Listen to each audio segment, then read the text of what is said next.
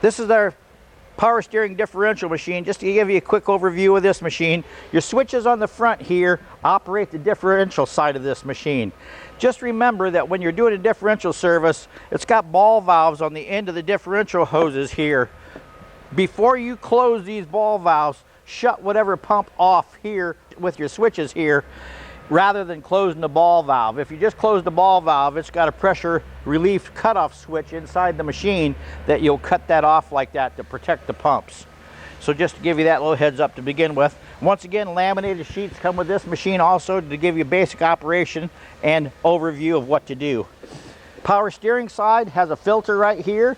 Just unscrew the filter, clean that filter out. It's got a screen in there, clean that filter out, and that will get your suction side going of this again. Then on the differential side, this is your differential side here. This filter right here comes apart. So basically what you got going on here is you unscrew this, and this is fine thread, so just be careful when you get ready to put it back together again that you don't cross thread it.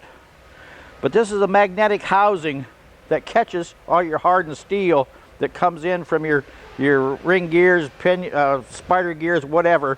But these are magnets right here. So take this over your parts washer, wash this thing off.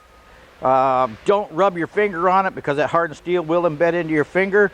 But if you need to, this has got little snap rings where you can pull this whole mechanism apart to clean it better if you need to.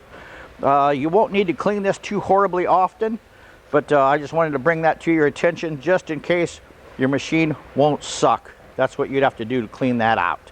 The hoses, you don't have to take the hoses loose here.